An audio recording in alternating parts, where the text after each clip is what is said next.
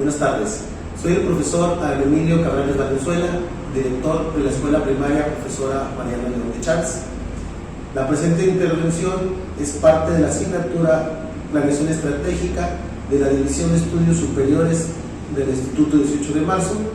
Estaremos participando como parte del equipo número 2 con el tema ausentismo escolar. Me toca aportar el soporte conceptual. Como escuela, a raíz de la pandemia, nos enfrentamos a algunos retos organizativos que tuvimos que enfrentarnos todo el personal docente y directivo de la institución. Uno de los principales fue el ausentismo escolar. En el tono en que muchas de las familias se ausentaron de las actividades escolares presenciales dentro de la institución después de la pandemia o en la etapa final de la pandemia, puesto que se les complicaba asistir a mandar a los niños a la escuela o tenían el temor de que los niños fueran contagiados.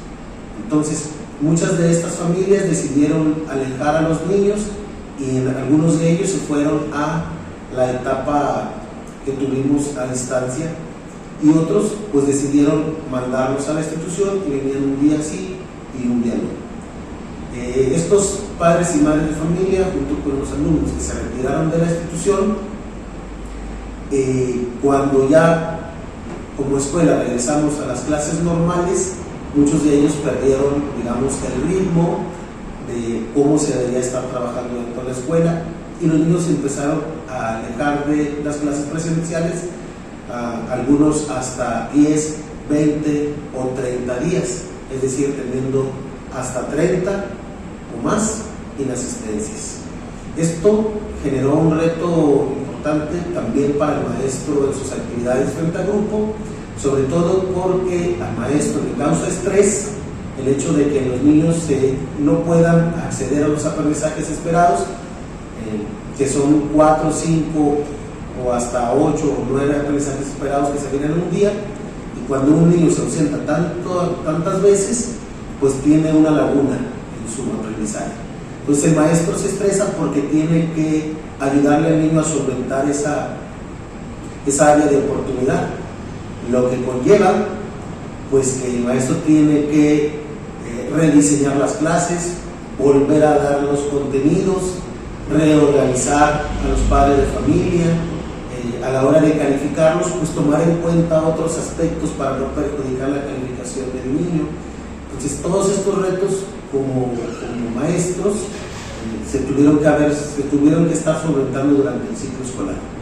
Muchos de estos padres de familia, a raíz de las intervenciones que se tuvieron, lograron solventar ese problema y se fueron regulares, pero hubo un cierto número, 1 hasta 3 niños por cada grupo, que no lo pudieron hacer. Entonces, antes de iniciar con el soporte conceptual, es necesario aclarar que el término ausentismo, algunos autores lo cambian por el término absentismo. Es el ejemplo de García en el 2009, en su libro donde presenta algunas claves para el desarrollo e intervención de una escuela exclusiva, maneja el término absentismo. Sin embargo, en términos de esta participación, lo estaremos nombrando ausentismo, bajo el argumento de que la Secretaría de Educación Pública lo denomina ausentismo y es uno de los grandes retos a vencer, no solamente de nuestra institución, sino de todo el sistema educativo en México. Y sobre todo evitar que el ausentismo se convierta en corto o mediano o largo plazo en ausentismo escolar. El ausentismo escolar para García en el 2019 es un proceso de ruptura escolar de naturaleza dinámica, temporal y multicasual. Este es un proceso dinámico, interactivo y heterogéneo en sus perfiles y en sus causas, capaz de manifestarse bajo múltiples formas e intensidades como un retraso reiterado, el ausentismo esporádico, moderado, crónico o incluso hasta el abandono temprano de la institución. Los efectos del ausentismo no solo se reducen a los estudiantes, sino que también trastocan a los profesores y a los demás compañeros de clase. Los profesores deben desviar su atención del resto de clase y deben de brindar de su tiempo libre para ayudar al alumno a integrarse al aprendizaje. La situación del ausentismo reporta incertidumbre. El profesor habitualmente no conoce la razón de la ausencia ni su momento de reincorporación. Una vez que retoma, el profesor puede sentirse frustrado o desmoralizado por no saber cómo apoyarlo o no poder hacerlo como quisiera, de modo tal de no perjudicar el avance de él ni de sus compañeros del grupo. Y bien, ¿cómo podemos, según la teoría, resolver estos tipos de conflictos, ya sea para los maestros, para los alumnos o para los padres de familia que llevan al alumno a ausentarse de clase? Hay algunas condiciones que nosotros no podemos realizar con los alumnos. Por ejemplo, pues tenemos que darles un buen trato, no podemos personalizar las llamadas de atención porque los alumnos son menores. Entonces tendremos que focalizarnos en dos aspectos principales. Uno es realizar labor o gestión con los padres de familia, puesto que son ellos los que organizan las actividades de los niños y también su calendario y sus horarios. Y la otra parte es en mejorar la práctica docente, sobre todo la planificación escolar y el diseño de estrategias didácticas. Y ahí es donde encontramos una información de algunos autores, como lo son González en el 2014, quienes nos recomiendan 4 aspectos a considerar como centro escolar que nos puede abonar a favor hacia esta problemática. Número 1, consensuar modos de registro y control de faltas. En este aspecto se les recomienda a los maestros tener un registro concienzudo de las faltas de todos y cada uno de sus alumnos.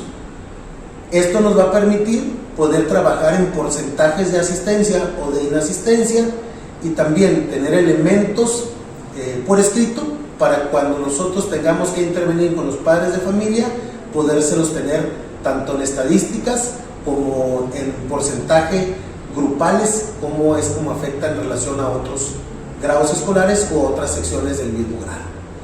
En el número 2 nos recomienda establecer normas sobre la asistencia a clases y consecuencias de la no asistencia. Las consecuencias tienen que ser formativas. Tradicionalmente o en otras etapas del sistema educativo mexicano, las consecuencias eran castigos, como por ejemplo dejar a los niños sin clases, como por ejemplo suspender a los niños algunos días o que los niños realizaran algunas actividades extras. No son recomendables al momento.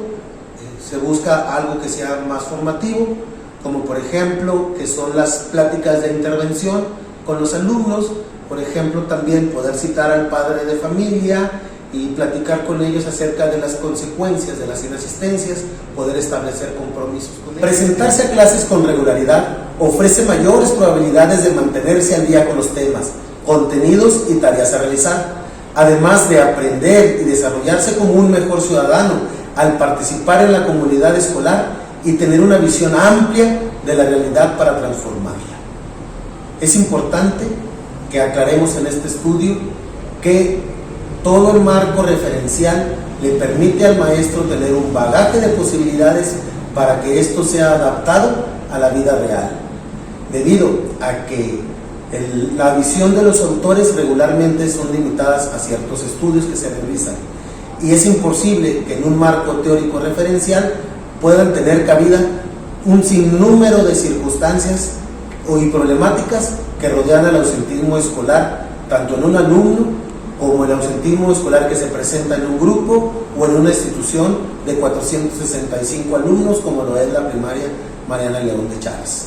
Es solamente un referente y es tanto una habilidad como una facultad del maestro poder utilizar tanto la teoría como el conocimiento del alumno y los padres de familia, utilizarlos para poder diseñar una ruta crítica que le permita solventar las necesidades de los alumnos, no solamente en el tema del ausentismo, sino en otros que son igual de relevantes, como es el retraso escolar o como lo es la indisciplina u otros temas que rodean el día a día del maestro dentro de una institución. De antemano, muchas gracias y que pasen una buena tarde.